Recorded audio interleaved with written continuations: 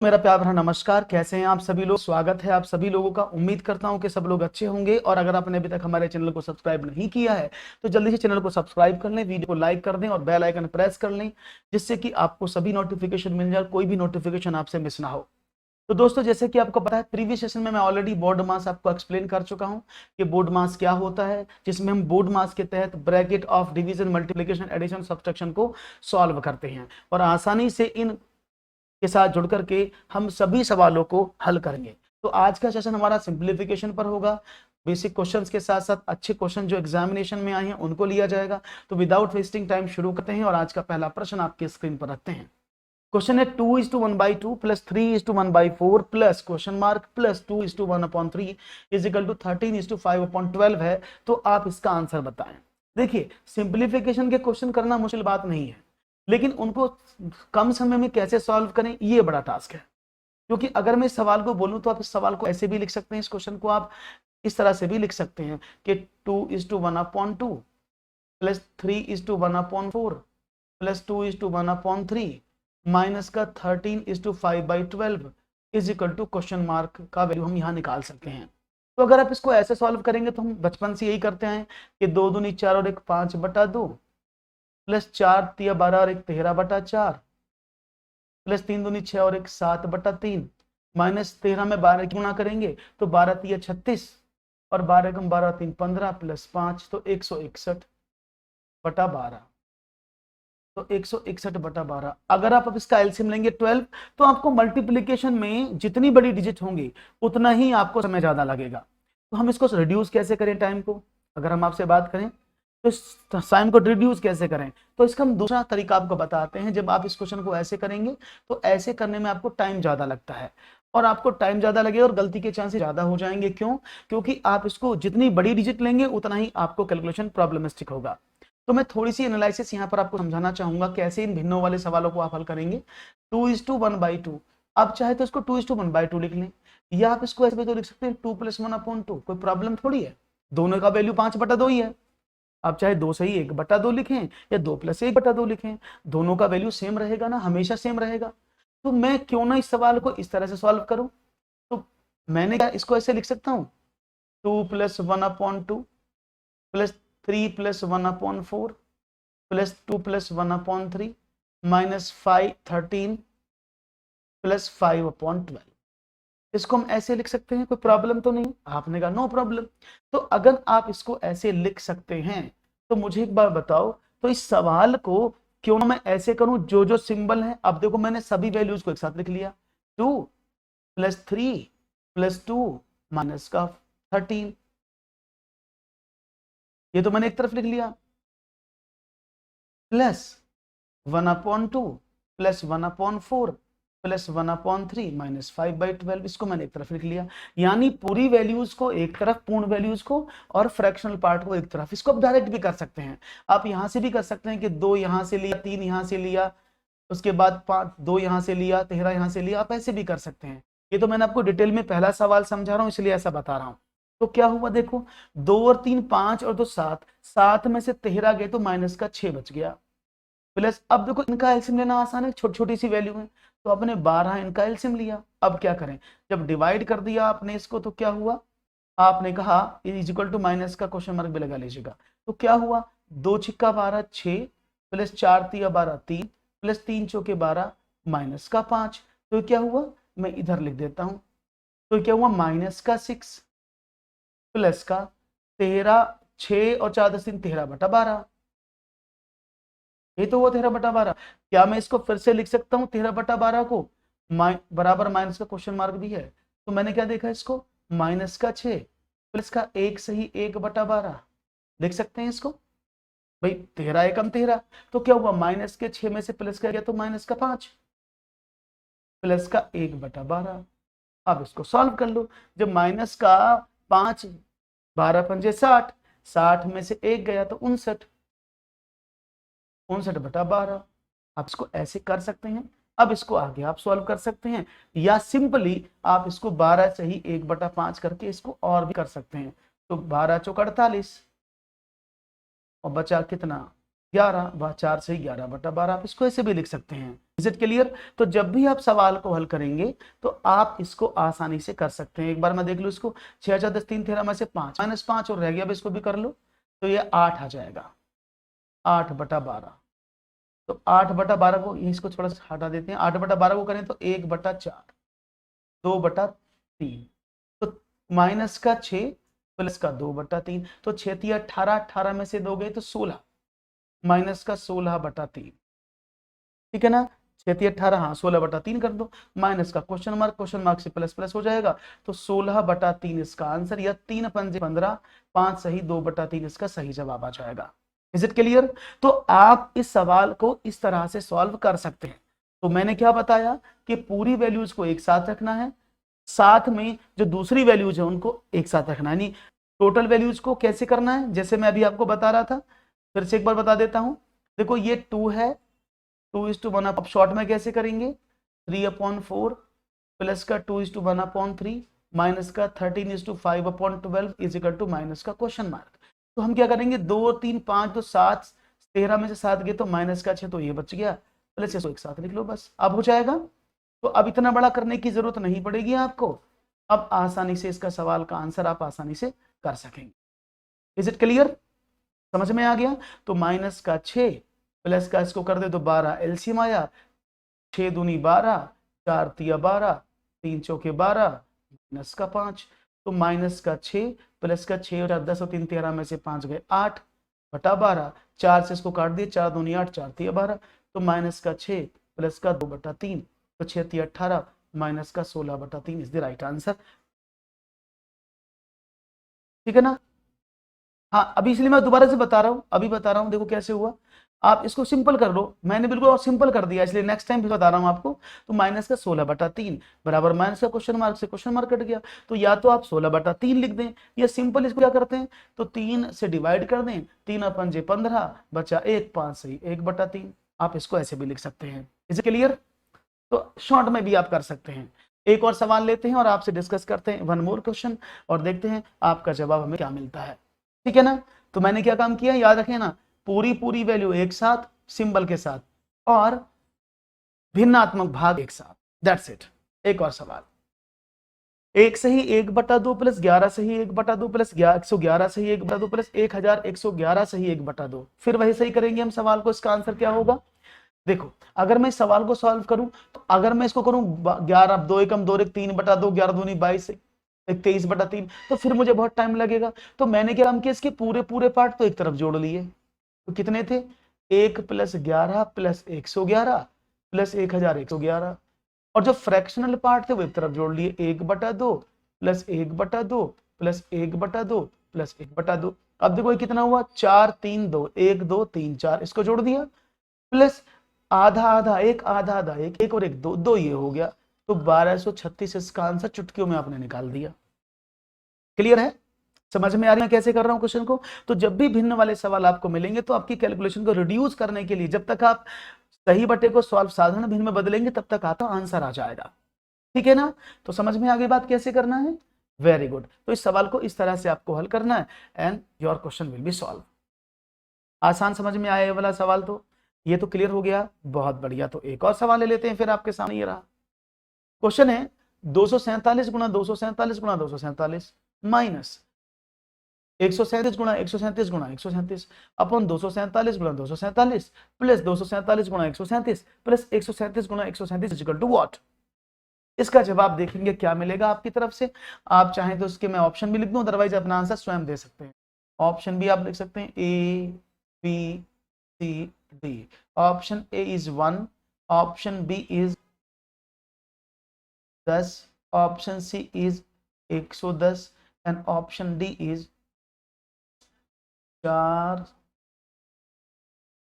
384। तो आप ऑप्शन भी लिख सकते हैं। वैसे ऑप्शन की कोई जरूरत नहीं है, क्योंकि यहाँ पर सब कमेंट आपको कमेंट में आंसर करना है, तो इसलिए आप अपने सॉल्यूशंस को करें और तेजी से उत्तर देने की कोशिश करें। 247 247 247। तो देखिए इस सवाल को करना इतना मुश्किल नहीं है, बहुत आसान सवाल है। अगर आप चाहेंगे तो विदाउट पेन यूज किए सवाल को हल कर लेंगे, अगर आपको थोड़ा सा भी मेथड पता है। तो देखो, अगर मैं इसको बोलूं, ये ए लिखा है, 247 ए है और 137 बी है, तो ये हो सकता है ना a³ माइनस का बी क्यूब, नीचे क्या लिखा है A square plus A B plus B square. तो इसका फॉर्मूला क्या होता है ए माइनस का B into A square plus A B plus B square. और नीचे क्या था, आपने कहा A square plus A B plus B square. तो इस पूरे से पूरा कट गया तो a माइनस बी बचा। a का वैल्यू कितना 247, b का वैल्यू कितना 137, घटाएं तो कितना है 110। Right option is C. ठीक है, बात समझ में आ गई? तो प्रॉब्लम तो नहीं किसी को, वैसे प्रॉब्लम नहीं होनी चाहिए, क्वेश्चन इतना मुश्किल नहीं था कि आपसे ना हो पाता, आपने आसानी से करने का प्रयास किया, that's very nice. Simply theory है कि जब ये माइनस लिखा बस इन दोनों को माइनस कर दो, ये प्लस होगा तो यहाँ पर माइनस होगा तो इन दोनों को माइनस कर दो।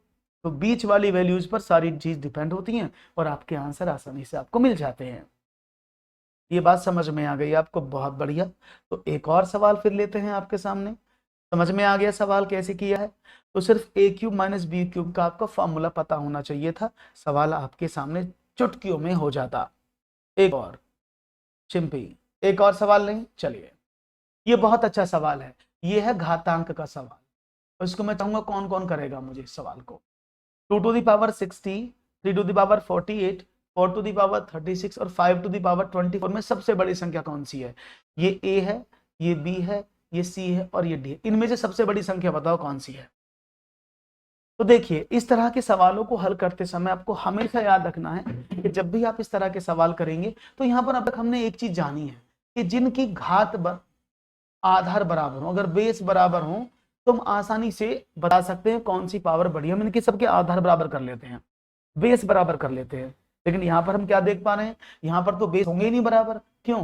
क्योंकि ये एक प्राइम नंबर, ये भी ये प्राइम और ये कंपोजिट नंबर, तो इनका बेस होना तो बड़ा मुश्किल है।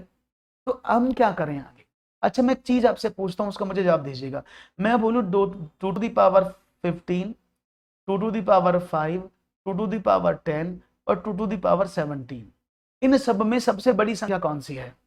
अगर मैं बोलूं ये a है, ये b है, ये c है और ये d है, तो आपका सीधा जवाब होगा कि सर 2 की पावर 17 सबसे बड़ा है। क्यों बोला आपने ऐसा? उसका रीजन क्या है? क्योंकि बेस सबके बराबर है और पावर 2 की सबसे ज्यादा है, इसलिए सबसे बड़ी संख्या ये है।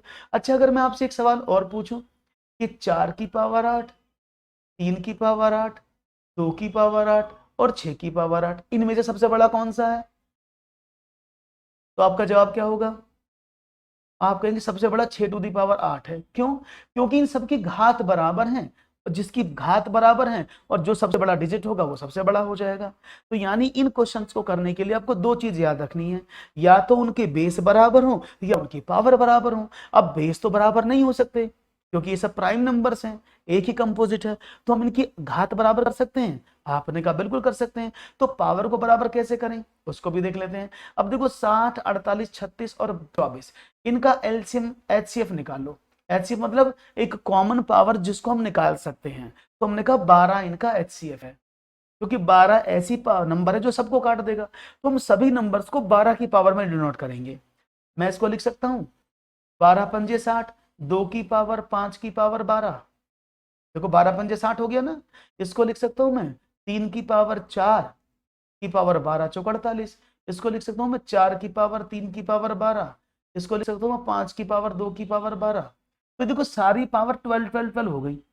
इसका मतलब क्या हुआ? सभी पावर इक्वल होगी, 12 12 12 12, कोई प्रॉब्लम नहीं है। तो 2 की पावर 5 क्या होता है 32 की पावर 12, ये कितना हुआ 81 की पावर 12, ये क्या हुआ 64 की पावर 12 और ये क्या हुआ 25 की पावर 12। अब बताओ इनमें से कौन सा बड़ा है?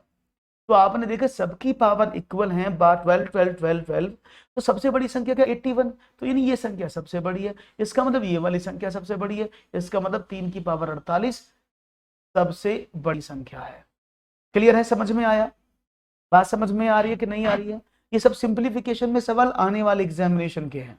उम्मीद करता हूं आपको समझ में आया होगा कि मैंने सवाल का जवाब आपको क्या दिया है। क्लियर है? कोई प्रॉब्लम नहीं, क्लियरिटी आपको मिल गई है, सवाल आपका हल हो गया है, बहुत बढ़िया। बढ़ते हैं आगे एक और सवाल की तरफ और देखते हैं वन मोर क्वेश्चन आपके स्क्रीन पर, वो आपसे क्या कहता है और वो हमें क्या बताता है। ओके, तो let's see one more question for you guys. ये समझ में आ गया? अगर आपको समझ में आ गया हो तो कमेंट सेक्शन में जरूर बताएं कि ये क्लियर हो चुका है। एक और सवाल, 1 सही 3/5 प्लस 1 सही 2/7 प्लस 1 सही 1/4 बराबर क्या? अभी मैंने इस तरह के सवाल आपको बताए हैं। अब चाहे तो आप ऐसे कर लो, 5 एकम 5 और 3 8/5 प्लस 7 एकम 7 दूनी 14/7 प्लस 4 एकम 4 और 1 5/4, ऐसे कर लो। या फिर मैंने क्या बताया था, अब सिर्फ पूरी पूरी संख्याओं को जोड़ दो तो क्या हो जाएगा, 1 प्लस 1 प्लस 1 एक तरफ प्लस में एक तरफ ये लिख दिया 3/5 2/7 1/4। तो ये संख्या छोटी हो जाएंगी, जब आप इनका एलसीएम लोगे तो आपको आसानी रहेगी। तो 3 प्लस का कितना हुआ, आपने कहा 7 चौक 28, 28 पंजे 140, तो ये 140 इसका एलसीएम आया। 5 से काटा तो 28 बार, 28 दिया 84 प्लस 7 से काटे 20 दूनी 40 और 4 से काटे तो 35, तो ये कितना बना, 3 प्लस 5 और 4 9, 4 3 7 और 8 15/140। इसको डिवाइड कर दें तो क्या बनेगा, 3 प्लस 1 सही 19/140। भाई देखो जब इसको डिवाइड किया तो एक बार जाएगा ना, 140 बन जाएगा 140, 19 शेष बच गया 19/40। तो इसको भी तो आप ऐसे लिख सकते हैं प्लस में करके, तो ये क्या हुआ 4, तो 4 प्लस 19/140। अब इस प्लस को आप सॉल्व मत करना कि 140 की गुणा 4 में करोगे फिर इसमें 19 जोड़ोगे फिर 40 से डिवाइड करोगे तो बहुत लंबा पड़ेगा। इसका मतलब क्या होता है, 4 सही 19/140, ये प्लस ही होता है बीच में। तो राइट ऑप्शन क्या हुआ, 4:19/140। क्लियर है, बात समझ में आ रही है? आज बड़ा शांत बैठे हैं आप, शांत, बड़े शांत माहौल में हैं, सन्नाटा सा छाया है क्लास में, जब आप चुपचाप नहीं दे पा रहे हैं, बड़े सोच में बैठे हैं कि क्या करें। चलिए, इट्स योर चॉइस, आप जैसा चाहें वैसे कर सकते हैं, मेरा काम आपको बताने का है, समझाने का है। तो भाई कमेंट्स और लाइक जरूर करते रहें, क्योंकि लाइक और कमेंट से ही थोड़ा आत्मविश्वास जगता है किसी भी एजुकेटर का। तो आगे बढ़ते हैं, ये भी सवाल आपको हल हो गया, आसानी से समझ में आ गया, कोई प्रॉब्लम नहीं आई। तो एक और सवाल देखते हैं भाई, 222 माइनस 1/3 का 42 प्लस 56 माइनस 8 9, ये 8 और 9 के ऊपर क्या है, एक वर्निकुलर है, रेखा कोष्टक है। 222 माइनस 1/3 का 42 इंटू 56 माइनस 8 प्लस 9 ब्रैकेट 1 दोनों प्लस 108। देखिए सवाल में है कुछ नहीं, बस आपको थोड़ा सा ध्यान देना है, क्योंकि जब हम बोर्ड मास की बात करते हैं तो 4 ब्रैकेट होते हैं। सबसे पहले हम रेखा कोष्टक को ही सॉल्व करते हैं, सबसे पहले रेखा कोष्टक को, और रेखा कोष्टक का मतलब क्या होता है, वो भी एक ब्रैकेट के जैसे काम करता है। हम जल्दबाजी में यहाँ गलती क्या करते हैं, गुड आफ्टरनून विभा, हम गलती क्या करते हैं जल्दबाजी में, हम इसको जो है ना 56 माइनस का 8 प्लस 9 कर देते हैं, तो सीधा 57 कर देंगे इसको टोटल ब्रैकेट को, जो गलत है। इसका सही मतलब क्या है, 222 माइनस का 1/3 ऑफ 42 प्लस ये क्या है 56 माइनस का 17, क्योंकि दोनों ब्रैकेट हैं तो ये दोनों जुड़ेंगे पहले। अब होगा सवाल, ठीक है ना, इस बात को बस याद रखना है आपको एग्जामिनेशन में, तो सवाल गलत नहीं होगा। आपने कहा 222 माइनस का 1/3 का 42 प्लस का 56 में से 17 आपने कम कर दिए, तो 16 में से 7 गए 9, 39 प्लस 108। अब इन दोनों को 81, तो क्या करें, 222 माइनस का 1/3 गुणा 81, क्लियर है भैया, प्लस का 108, इसको डिवाइड कर दें 27 थी 81, तो 222 माइनस का 8 7 15 135, कितना बचा, 12 में से 5 गए 7 और 11 में से 3 गए 8, 87 इज द राइट आंसर। आपका आंसर कितना आया है, 87 आ रहा है कि कुछ हो रहा है? अगर आप इसको यहां पर वर्निकुलर का प्रयोग नहीं करेंगे, रेखा कोष्टक का उचित प्रयोग नहीं करेंगे, तो आपका आंसर दूसरा आएगा। तो इस बात को हमेशा याद रखना है कि जब भी आपको रेखा कोष्टक मिल जाए, सबसे पहले उसको सॉल्व करते हैं, देन आगे की तरफ बढ़ते हैं। इज इट क्लियर, समझ में आ गई बात? बहुत बढ़िया, आंसर मिला आपका। तो इसी तरह से एक दो सवाल और आपके सामने रखता हूं, बहुत बढ़िया, 87 आया ना, वेरी गुड। तो एक और प्रश्न है आपके स्क्रीन पर ये रहा, चलो बताइए। 2 plus 2 multiply by 2 upon 2 divide by 2 multiply by 2 divided by 1/2 divide by 1/2 of 1/2, 1/2 of 1/2 plus 1/2 is equal to what? थोड़ा सा बड़ा सवाल है, करने की कोशिश करिएगा, घबराने की जरूरत नहीं कि सवाल बहुत मुश्किल है, प्रश्न बड़ा आसान है, तेजी से करेंगे, मैं भी आपको कराऊंगा साथ साथ में, और आप भी अपनी कॉपी पर करें। बस हमें बोर्ड मास का याद रखना है, हमें किस चीज का हमेशा याद रखना है, BODMAS, इसका हमेशा याद रखना है, तो सवाल हमेशा सही होगा। देखते हैं जवाब। अब देखो, पहले अगर बोर्ड मास की बात करो तो इसमें क्या आएगा, 2 + 2 = 4, पहले डिवाइड होगा ना, देखो जब 2 में 2 का डिवाइड, क्योंकि पहले डिवाइजन आता है बाद में मल्टीप्लीकेशन आता है, तो 2 में 2 का डिवाइड किया 1, मल्टीप्लाई बाई 2 डिवाइड बाय, अब इसको करते हैं, देखो पहले ऑफ आता है ना, अगर मैं बात करूं बोर्ड मास में ब्रैकेट ऑफ डिवीजन, तो पहले ऑफ को सॉल्व करना पड़ेगा, तो ये क्या हो जाएगा 1/2 डिवाइड बाई ऑफ का मतलब मल्टीप्लाई कर लेते हैं 1/4 अपॉन, पहले ऑफ को सॉल्व करेंगे 1/2 तो 1/4 ये हो गया, प्लस का 1/, कोई प्रॉब्लम, नो प्रॉब्लम, ये वो 6/2 डिवाइड बाय, इसको करें तो देखो अगली बार में मल्टीप्लाई हो जाता ना ऐसे, इसका एलसीएम ले लिया 4, तो 1 + का 2, तो ये क्या बना 3 डिवाइड बाई व्हाट, 2 से 2 कट गया, तो कितना हुआ 2/1/3/4, और कैसे करते हैं अंदर अंदर की गुणा बाहर बाहर की गुणा, तो ये क्या हो जाएगा 3 डिवाइड बाई 8/3, और जब हम अगली बार इसको करते हैं सॉल्व तो गुणा बदल जाती है, भाग बदल जाता है मल्टीप्लाई में, 3/8, तो राइट आंसर 9/8। कितना आसान सवाल था, या तो 9/8 लिख दें या एक सही 1/8 लिख दें, यही दोनों आंसर हैं। क्लियर है, बात समझ में आ रही है सबको कैसे हुआ है, तो बस आपको अपने रूल्स को फॉलो करना है, अगर आप रूल्स को फॉलो करेंगे तो एक भी गड़बड़ी आपसे नहीं होगी, क्योंकि इन प्रश्नों में सबसे ज्यादा जरूरी होती है कि आपका जो रूल है वो सही इंप्लीमेंट हो रहा है कि नहीं हो रहा है, अगर आप रूल को सही इंप्लीमेंट करते चले जाएंगे तो एक भी पॉइंट पर गलती नहीं होगी। Very good, 9/8 is the right answer, very good, excellent, आप लोगों ने भी 9/8 निकाला, इसके लिए आपको बधाइयां। एक और सवाल आपके स्क्रीन पर, चलिए, किसी संख्या का 3/4 तथा 4/7 का अंतर 100 है, वह संख्या बताओ।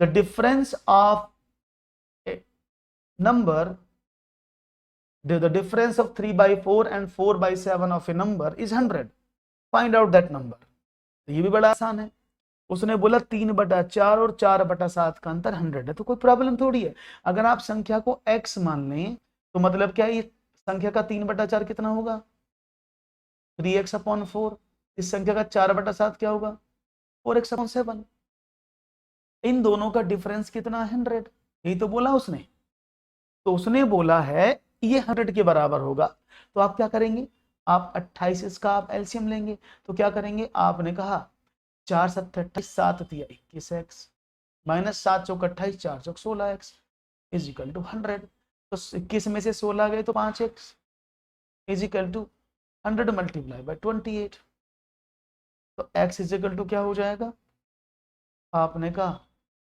100 मल्टीप्लाई बाई 28/5। क्लियर है, कोई प्रॉब्लम हो तो मुझे बता देना भाई, 7 × 21, 4 7 × 4 = 28, 4 × 4 = 16 बराबर 100, ठीक है ना, तो उसको डिवाइड कर देते हैं, यहाँ पर 50 बार आया तो कितना हुआ 140, x बराबर,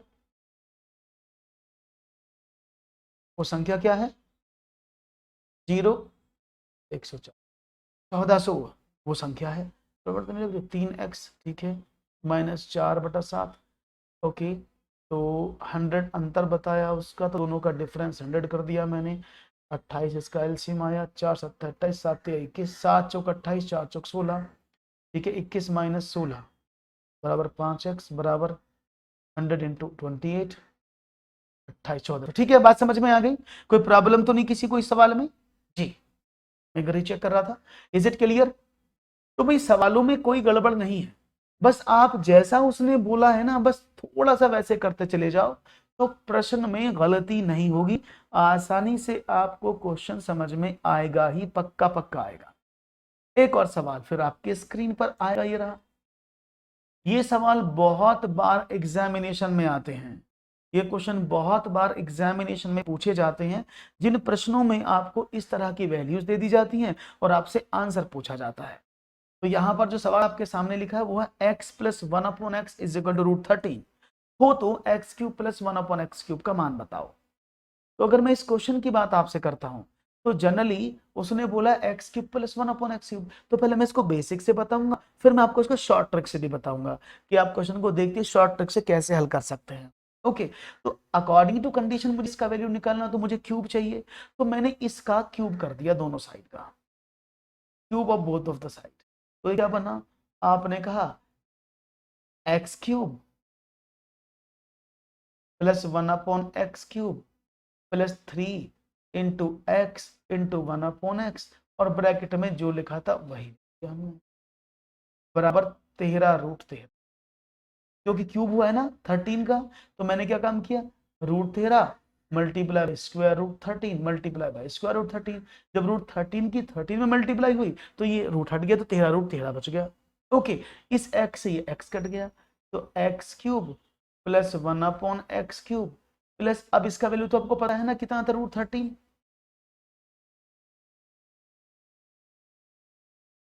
और 3 यहां पर आ गया, बराबर 13√13। अब हमने निकाला x³ प्लस 1/x³ का वैल्यू, तो ये क्या हो जाएगा, 13√13 माइनस का 3√13, तो 13 में से 3 गए 10, √13, इसका सही जवाब है। क्लियर है, सबके आंसर चुपचाप है, कमेंट बड़े कम है, तो सबका आंसर समझ में आया कैसे करते हैं। अब यहां पर इसको हम डायरेक्ट भी कर सकते हैं। डायरेक्ट कैसे करते हैं, अगर मैं आपको बोलूं कि प्लस दिया है और आपसे प्लस पूछा है, तो हमेशा हम शॉर्ट फॉर्मूला हम लगा लेते हैं कि वो होता है p³ माइनस 3p, ये इसका आंसर आ जाता है। अगर यहाँ प्लस है तो यहाँ प्लस है, तो p³ minus 3p। For example यहाँ माइनस होता और यहाँ पर भी माइनस होता, तो हम इसमें क्या करते, p³ प्लस 3p कर देते हैं। अगर मैं इस वाले फॉर्मूले से हल करूं p³ माइनस 3p से, तो देखिए क्या आंसर आता है इसका। तो p³ का मतलब कितना है, p का मतलब जो सामने वैल्यू दी है, तो 13 का क्यूब माइनस 3 इंटू √13, यही आ गया ना, यही तो आ गया। तो आप इसको डायरेक्ट भी कर सकते हैं, ये चॉइस आपकी है। अदरवाइज अगर आपको डायरेक्ट याद नहीं रखना है तो आप इस सिंपल फॉर्मूले के आधार पर सिंपल बेसिक तरीके से भी सवाल का हल निकाल सकते। इज इट क्लियर, बात समझ में आ गई हो, बढ़िया है। एक और सवाल लेते हैं फिर आपकी तरफ, अगर आपको समझ में आ रही हैं सारी बातें तो दैट्स ग्रेट, अच्छा है। इस तरह से आप सवाल करेंगे तो डेफिनेटली सफलता जरूर मिलेगा। एक और सवाल, a/3 is equal to b/4 is equal to c/7 हो तो a plus B plus c/c का मान बताओ। ये यूपी टेट में सवाल आया था और सुपर टेट में भी ये सवाल आया था, इसलिए सवाल को यहाँ पर रखा हुआ है। और इसका आंसर तो तेजी से दे दो, एकदम दौड़ भाग कर नहीं देना है, तेजी से दे दो एकदम, कोई दिक्कत नहीं होगी अगर आप सही जवाब देने की कोशिश करेंगे तो। तेजी से बताइएगा इसका आंसर क्या होगा। देखते हैं जवाब क्या मिलता है, a/3 is equal to b/4 is equal to c/7। तो देखो इस सवाल में करना कुछ नहीं है, जब भी आपको वैल्यूज बराबर हों और बटे में कुछ लिखा हो वेरिएबल के, तो ये इनके वैल्यूज लिखे होते हैं, ये इनके मान ही होते हैं, ये इनके वैल्यूज ही होते हैं। यानी a का वैल्यू 3 है, b का वैल्यू 7 और c का वैल्यू 7 और b का वैल्यू 4 है। तो सिंपल वही पुट कर दो, a का वैल्यू 3, b का वैल्यू 4, c का वैल्यू 7, पुट कर दो इसमें। तो 3 plus 4 plus 7/7 that is 14/7 is equal to 2। बहुत बढ़िया, अब की बार आंसर मिले हैं 2 इज द राइट आंसर, कोई प्रॉब्लम नहीं। 2 इसका सिंपल जवाब था और आपने इसको आसानी से कर दिया, कोई प्रॉब्लम नहीं है, कोई दिक्कत नहीं है, कोई समस्या नहीं, आपका जवाब काबिल तारीफ लगा मुझे। तो बढ़ते हैं एक और सवाल की ओर, देखते हैं वन मोर क्वेश्चन आपकी स्क्रीन पर क्या है उसका सही जवाब। यदि x/y इज इक्वल टू 1/3 हो तो x³ plus y³ minus y² का मान बताओ क्या होगा। देख लेते हैं, x/y इज इक्वल टू 1/3 हो तो x³ plus y² minus y² का मान क्या होगा। देखते हैं जवाब क्या मिलता है मुझे आपकी तरफ से। तो यहां पर भी कुछ नहीं करना है, कभी आप बुक की तरह से करने लग जाओ कि बुक में सर ऐसा हो रहा था, x/y की फॉर्म में बनाना पड़ा था, हर एक टर्म को हम y² से डिवाइड कर देंगे तो सवाल हो जाएगा, वो बहुत टाइम लेगा। तो हम क्या करते हैं, ये रेशो है, क्योंकि इसको आप ऐसे तो लिख सकते हो x/y इज इक्वल टू 1/3। तो x का वैल्यू 1, y का वैल्यू 3 पुट करो बस इसमें। तो x का वैल्यू 1 स्क्वायर प्लस y का वैल्यू 3 का स्क्वायर, अपॉन नीचे क्या हो 1 का स्क्वायर -3 का स्क्वायर, तो क्या हो 1 + 9 अपॉन 1 - का 9, तो कितना हुआ 10 अपॉन -8, 2 से काट रहे तो -5/4, that is the right answer. इसका आंसर -5/4 आया है। तो ये सवाल देखने में बहुत मुश्किल लगते हैं कि इनको कैसे करें, एक्स अपॉन वाई में कन्वर्ट करें कि ना करें, कुछ नहीं, सिंपल मान पुट कर दोगे तो आपका आंसर इजीली आपको मिल जाएगा। ठीक है, हाँ जी, 2 2 2, ओके, क्लियर है। तो देखो कितनी फास्ट हम सवाल करते जा रहे हैं और आपके आंसर भी आते जा रहे हैं, दैट्स ग्रेट। लेकिन विद्यार्थियों के जो इस पर व्यू है वो बड़े कम है, तो भाई ये थोड़ी सी रिस्पॉन्सिबिलिटी आप भी लो। फ्री क्लास मिल रहा है तो कम से कम उसका फायदा उठाओ और आसानी से अपने सवालों को आगे बढ़ाओ। एक और सवाल, यदि x upon Y is equal to 3/2 हो तो 2x² plus 3y² upon 3x² minus 2y² का मान बताओ। सेम सवाल है और मैं चाहूंगा इसका जवाब भी मुझे आप तेजी से देंगे, तो उम्मीद है आपका जवाब अच्छा मिलेगा, गलती नहीं होंगी, और उम्मीद है कि आपका जवाब अच्छा भी मिलेगा, मुझे गलत नहीं होगा। तो देखते हैं, अभी मैंने क्या बताया कि ये रेशो में होता है, x/y इज इक्वल टू 3/2, तो x का वैल्यू 3 और y का वैल्यू 2 पुट कर दो, आंसर मिल जाएगा। आपने कहा ओके, तो 2 इंटू 3 का स्क्वायर, x की जगह 3, 3 इंटू वाई की जगह 2 अपॉन y की जगह 2, तो 3 इंटू एक्स की जगह 3 प्लस, सॉरी माइनस, ये माइनस है, 2 इंटू वाई की जगह कितना 2 का, सॉल्व करें, 3 तिया 9 दूनी 18 प्लस 2 दूनी 4 तिया 12 अपॉन 3 तिया 9 तिया 27 मन 2 दूनी 4 दूनी 8, 3 27, 2 दूनी 4 दूनी 8, तो कितना हुआ 18 12 30 बटा 19, तो ये इसका आंसर आ जाएगा 30/90। इजी है, कोई प्रॉब्लम तो नहीं हो रही किसी को सवाल समझने में, मुझे लगता है कोई प्रॉब्लम नहीं होनी चाहिए, जवाब आपके आसानी से आपको मिल रहे हैं, दैट्स वेरी नाइस। इसी तरह से आपने जवाबों को करते चले जाएंगे तो सवाल आपके आसानी से आपके पास पहुंच जाएंगे। बहुत ही तरीके से आपने जवाब देने की कोशिश की है जी। ओके, आगे बढ़े, बहुत बड़े, 30/19 आया सबका। एक और सवाल, एक संख्या को 357 से भाग देने पर शेष 39 बचता है, यदि उसी संख्या को 17 से भाग दिया जाए तो शेष कितना बचेगा। तो इसका भी जवाब देख लेते हैं, क्या मिलेगा आपका आंसर। एक संख्या है, अगर उसको हम भाग करते हैं 57 से तो हमें 39 शेष बच जाता है, 39। अगर उस संख्या को हम 17 से डिवाइड करें तो शेष क्या बचेगा।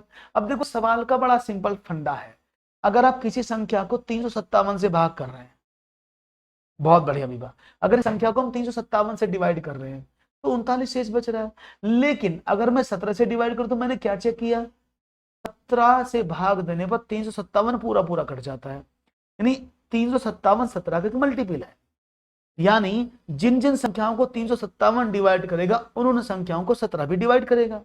तो हमने क्या काम करा, फाइनली हमने जब इसको डिवाइड करने पर ये शेष बचा तो यहां तक डिवाइड करने पर 17 से भी यही शेष बचेगा, तो हमने जो शेष बचा उसी में 17 का डिवाइड कर दिया बस, 17 दूनी 34, 5 शेष। कितना आसान सवाल था, इजीली हो गया ना, समझ में आ गया, बहुत बढ़िया, इजी आंसर था, आपने इजीली इसको हैंडल कर लिया, टैकल कर लिया, कोई प्रॉब्लम नहीं आई आपको इस सवाल को हल करने में, दैट्स वेरी नाइस।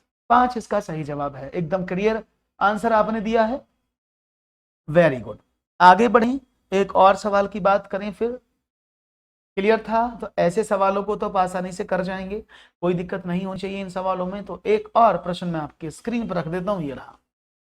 एक परीक्षा में एक विद्यार्थी को किसी संख्या का 3/14 ज्ञात करना था, तो गलती से उसने 3/4 ज्ञात कर दिया, ठीक है ना। जो सही उत्तर से 150 अधिक था वह संख्या क्या है। प्रश्न आपके सामने, 3/4 ज्ञात किया, 3/14 ज्ञात करना था, 3/4 ज्ञात कर दी, गलती कर दी बच्चे ने। तो उस गलती का, अगर ये सवाल उसमें आ जाए ना एग्जामिनेशन में, इस गलती का कारण क्या, अगर ये उसमें आ जाए ना, ध्यान रखिएगा, अगर ये सवाल आपको पूछ लिया जाए ना तो याद रखिएगा इस सवाल को पूछे जाने पर आपका आंसर क्या होना चाहिए, इस बात का याद रखिएगा। ये पेडागोगी में भी सवाल पूछा जा सकता है, इस तरह का क्वेश्चन पेडागोगी में पूछा जा सकता है आपसे। और जब पेडागोगी में इस तरह का सवाल पूछा जाएगा तो आप तैयार रहिएगा, क्योंकि पेडागोगी में इस सवाल का उत्तर क्या होगा कि 3/4 से गुणा करना था, उसे 3/4 से भाग कर दिया, तो उसको बोलते हैं क्या, रॉन्ग ऑपरेशन। ठीक है ना, गलत संक्रिया, रॉन्ग ऑपरेटर का यूज करना। चलो देख लेते हैं। एक परीक्षा में एक विद्यार्थी को किसी संख्या का 3/14 ज्ञात करना था। माना वो संख्या x थी, उन भाई साहब को उस संख्या का 3/14 ज्ञात करना था। तो x का 3/14, 3x/14 ज्ञात करना था। गलती से भाई साहब ने उसका 3/4 ज्ञात कर दिया, तो दोनों का अंतर 150 था। ये तो आया भाई, उसने बोला अधिक का मतलब क्या है कि दोनों का डिफरेंस 150 है। तो अब हमने इसका एलसीएम ले लिया 28, तो 4 7 28, 7 3 21x माइनस 14 दूनी 28, 3 दूनी 6 इज इक्वल टू 150।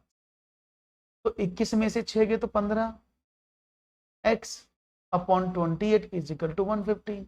तो 15x इज इक्वल टू क्या हो गया, आपने कहा 150 गुना 28, तो x बराबर कितना हुआ 150 मल्टीप्लाई बाई 28/15, 15 ढाई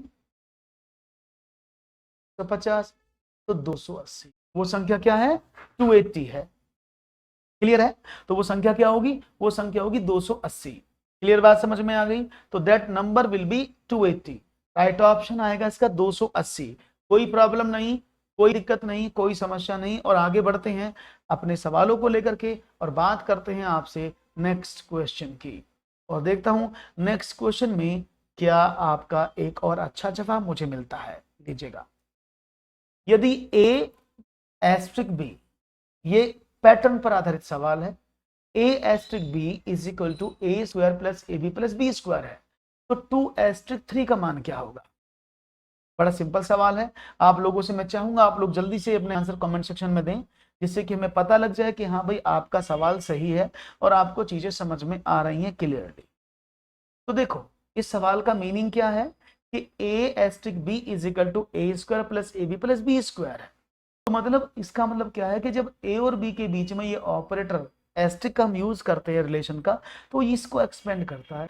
तो जब मैं 2 एस्ट्रिक 3 को करूंगा तो ऐसे तो एक्सपेंड होगा 2 का स्क्वायर प्लस 2 गुणा 3 प्लस 3 का स्क्वायर, ऐसे होगा ना ऑपरेट। बिल्कुल, तो 2 दूनी 4, 3 दूनी 6 प्लस 3 3 9, तो कितना हुआ 19 will be the right answer. Clear है, 19 इसका सही जवाब होना चाहिए। तो ऐसे सवाल एग्जामिनेशन में ऑलरेडी आ चुके हैं पहले, तो आप इन पर फोकस करिएगा और सोचिएगा कि इनके सही उत्तर आप कैसे दे सकते हैं। एक और सवाल ले लेता हूं फिर आपके सामने, चलो इसका आंसर बताओ।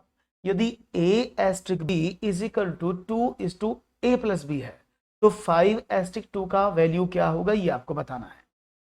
सिंपल सवाल है, a asterisk b is equal to 2:a plus b है, तो 5 एस्ट्रिक 2 का मान क्या है। देखें जवाब क्या मिलता है।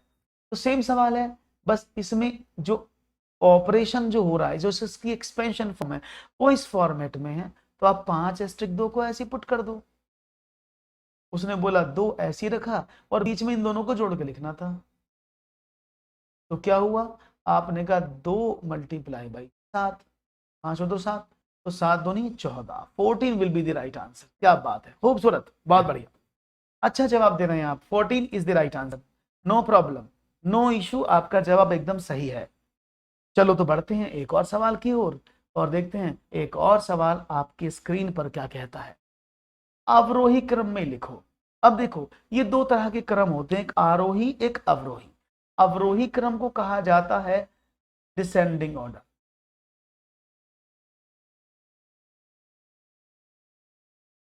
डिसेंडिंग ऑर्डर, और इसको बोलते हैं एक होता असेंडिंग ऑर्डर। इसको बोलते हैं घटता क्रम, इसको बोलते हैं बढ़ता क्रम, हिंदी में इसको आरोही बोलते हैं। तो इन सवालों को करने के 2-3 तरीके हैं, या तो आप एलसीएम लेके करो। अब एलसीएम लोगे तो बड़ा मुश्किल पड़ेगा, क्यों, क्योंकि अगर आप इसका एलसीएम लोगे तो आपको सभी वैल्यूज का एलसीएम 11 16 7 और 8 का लेने में बहुत टाइम लगेगा, है ना। क्योंकि ये सब को प्राइम नंबर है, इसलिए आपका एलसीएम बहुत बड़ा आएगा। तो हम इसको डिवीजन मेथड से सॉल्व करते हैं। पहले 2/7, 3/8, 5/11 और 9/16। तो डिवाइड करें, 0.7 दूनी 14, 6 7 8 56, 0 8 3 24, 6 8 7 56, 8 5 40, 11 चौक 44, 6 11 5 55, 5 इतना ही आएगा। अब आगे इसको करें, 0 16 5 80, 10 और 16 6 96। तो ये कंडीशन इस तरह से आई। अब यहां पर देखो सबसे छोटी वैल्यू कौन सी, क्योंकि आरोही क्रम अवरोही क्रम क्या कहता है, पहले सबसे बड़ी वैल्यू, फिर उससे छोटी वैल्यू, फिर उससे छोटी संख्या, फिर ऐसे ही सबसे छोटी संख्या। ये डिसेंडिंग ऑर्डर होता है जिसको अवरोही क्रम आप कहते हैं। तो कर दें, तो सबसे बड़ी संख्या कौन सी है इसमें, 56। तो 9/16 सबसे बड़ा है। इसके बाद देखें तो 45 उससे बड़ा है, छोटा है। उसके बाद देखें तो 2/7 28 ज्यादा बड़ा है। और सबसे छोटा कौन सा है, आपने कहा 3/। बात समझ में आ गई, क्लियर है जी।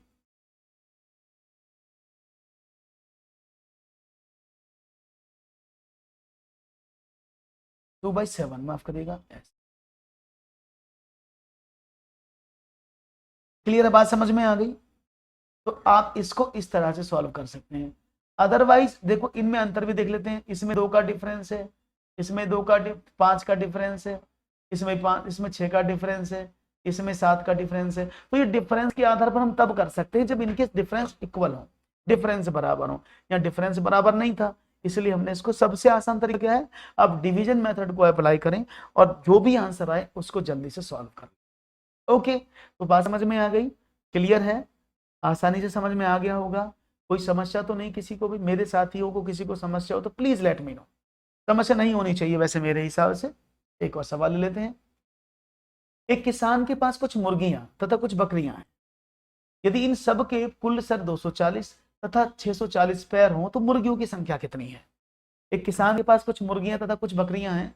यदि इन सब के कुल सर 240 तथा 640 पैर हों तो मुर्गियों की संख्या कितनी है। तो भाई इसको मैं बेसिक से कराऊंगा, फिर उसके बाद मैं आपको शॉर्ट ट्रिक बताऊंगा कैसे करते हैं। मैंने माना मुर्गियों की संख्या x है और बकरियों की संख्या y है। आप सभी जानते हैं मुर्गी के भी एक सर होता है और बकरी के भी एक सर होता है। तो अगर मैं पहली कंडीशन सर की बात करूं तो मुर्गी और बकरी दोनों मिलाकर के 240 है, कोई प्रॉब्लम नहीं। उसने कहा बकरियों की बात करते हैं, बकरी के 4 पैर होते हैं, मुर्गी के 2 पैर होते हैं। अगर मैं पैरों की संख्या बात करूं तो 2 मुर्गी के पैर, 4 बकरी के पैर, किसके बराबर है, 640 के बराबर। तो उसने बोला मुर्गियों की संख्या x का वैल्यू पूछ रहा है, तो मैंने ऊपर वाली संख्या में 4 का मल्टीप्लाई कर दिया। क्यों कर दिया 4 का मल्टीप्लाई, क्यों कर दिया, क्योंकि ये एलिमिनेशन मेथड से इक्वली डिवाइड हो जाएगा। तो 4 इसमें मल्टीप्लाई कर दिया तो क्या हुआ, ये हो गया 4x प्लस का 4y इजिकल टू 960। अब ये क्या था ऊपर वाली संख्या, 2x प्लस का 4y इजिकल टू 640। इन दोनों को सबट्रैक्ट कर देते हैं, घटा देते हैं। तो क्या आएगा, माइनस माइनस माइनस, ये कट गया। तो 2x इजिकल टू 320, 320 आना चाहिए ना, है ना। अब x निकालें तो कितना आ जाएगा, आपने कहा 320/2 बराबर 160। तो कुल मिलाकर 160 वहां पर मुर्गी हैं। तो बकरी कितनी हो जाएंगी, आपने कहा 240 टोटल जानवर थे, 160 इसमें से निकाल दिया तो 80 कितनी हो जाएंगी, 80 हो जाएंगी बकरी। क्लियर, बात समझ में आ गई, कोई प्रॉब्लम तो नहीं किसी को। ये तो बिल्कुल बेसिक तरीका था, बेसिक फैक्ट था जिससे आप आसानी से सवाल को कर सकते हैं अगर आपको शॉर्ट नहीं पता है। अगर आपको शॉर्ट ट्रिक पता है, शॉर्ट ट्रिक कैसे करते हैं उसको भी बता देता हूं। तो हम शॉर्ट ट्रिक में क्या करते हैं, हम सिंपल एक फॉर्मूला यूज करते हैं कि पैरों की संख्या का हाफ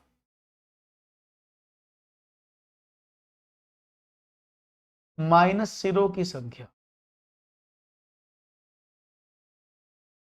बराबर होती है 4 पैर वाले जानवर। ठीक है ना, अगर आप पैरों की संख्या का आधा करें उसमें से सिरों की संख्या घटा दें तो हमेशा आपको 4 पैर वाले जानवरों की संख्या पता लग जाती है। तो पैरों की संख्या कितनी, 640।